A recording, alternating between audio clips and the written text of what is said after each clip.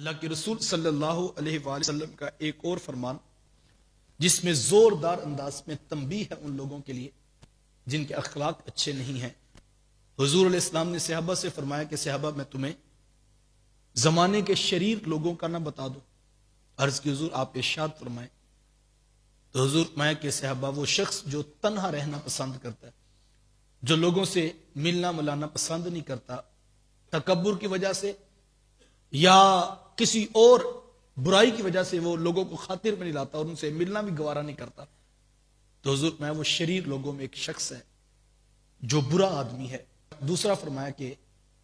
وہ جو اپنے ماتحت اپنے غلاموں کو سزا دیتا ہے وہ شریر آدمی ہے۔ دیکھیں جو لوگ آپ کے ماتحت ہیں وہ بھی انسان ہے، یہ اللہ کی تقسیم ہے۔ اس نے کسی کو امارت دے دی، کسی کو دولت دے دی، کسی کو غربت کے اندر مبتلا کر دی، اس کی تقسیم ہے۔ وہ خود قرآن میں فرماتا ہے اللہ یکبت و یبسط، اور اللہ جس پر چاہتا ہے رزق کی فراوانیاں عطا کرتا ہے، جس پر چاہتا ہے رزق کھول دیتا ہے اور جس پر چاہتا ہے تنگ کر دے، اس کا فیصلہ ہے، یہ اس کی تقسیم ہے۔ وہ جس کو چاہے جتنا مرضی عطا کر۔ اگر اللہ نے آپ کے ماتحت 10 15 20 50 لوگوں کو کر دیا ہے اور وہ ملازم ہے، وہ ماتحت ہے، ان کے ساتھ اچھا سلوک کرنا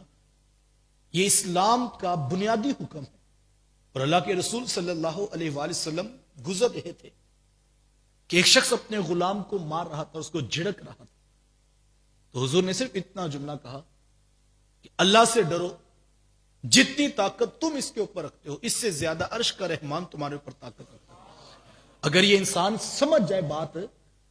کہ اگر میرے ماتحت کوئی 10 سال کا، کوئی 20 سال کا، 50 سال کا، کوئی 70 سال کا بوڑھا شخص میرے ماتحت ہے اور وہ مجبور ہے بیچارہ، تو میں بھی تو کسی کے ماتحت ہوں، میرے اوپر بھی تو ایک مالک موجود ہے، تو ہمیں اچھا سلوک کرنا چاہیے۔ دیکھیں آپ حساب پورا لیں، میں نہیں کہتا آپ اس کو حساب میں چھوٹ دیں، آپ اس کو خیانت نہ کرنے دیں، یہ واقعی آپ کا کاروباری حق ہے، لیکن کسی کو گالیاں دینا یار یہ کہاں کی انسانیت؟ حضور میں مومن گالی نہیں دیتا، لیکن ہمارا ایک عام رویہ ہے، ہم سارا دن جو ماتحت چھوٹے چھوٹے بچے دکانوں پہ کام کرتے ہیں، یقین جانے ہم ان کو سیدھے منہ بلانے کے لیے روادار نہیں ہیں، گالی دے کے بلائیں گے یا الٹا نام لے کر اس کو پکاریں گے۔ یار میں گوارا کرتا ہوں کوئی شخص مجھے گالی دے کے پکارے، کیا آپ اس بات کو برداشت کرتے ہیں؟ لیکن وہ چھوٹا بچہ پتہ نہیں کتنے دکھ دے کہ ننھی عمر اس کو تمہاری دکان پہ لے آئی ہے، ورنہ بچے تو بچے ہوتے ہیں، ماں کا تو چاند وہی ہے،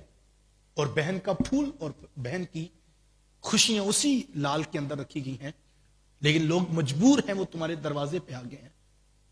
اگر آج تم ان کے ساتھ برا سلوک کر رہے ہو، آج تم ان کو گالیاں دے کر بلاتے ہو، تو ڈرو اس کی لاٹھی بڑی بے آواز ہے، وہ چاہے تو لاکھوں کروڑوں پتیوں کو ایک لمحے کے اندر کنگال کر سکتا ہے، اس کے سامنے کسی کی کوئی حیثیت اور کوئی اوقات نہیں ہے۔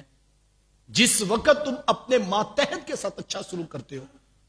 اللہ کی رحمتیں جو ہے وہ تمہارے اوپر برستی ہیں، لیکن جب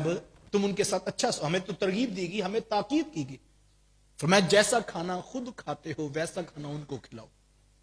جیسا خود پہنتے ہو ویسا لباس ان کو پہناؤ۔ بلکہ حضور میں جب کبھی کھانا کھانے لگو تو اپنے ساتھ کام کرنے والوں کو بھی شریک کر لو، اور فرمایا اگر وہ کہیں کہ ہم نہیں کھاتے ہیں تو حضور میں تم اس کو ایک لقمہ ہی کھلا دو، یعنی اس کو شریک کر لو، وہ ماتحت ہے۔ بڑا مشکل ہوتا ہے مرغن غذائیں دیکھ کر بھوک میں تڑپتا ہوا شخص، اس کے لیے زندگی مشکل بن جاتی ہے صاحب، لیکن ہم بڑے عجیب لوگ ہیں، ہم اپنے نشے میں مست رہتے ہیں،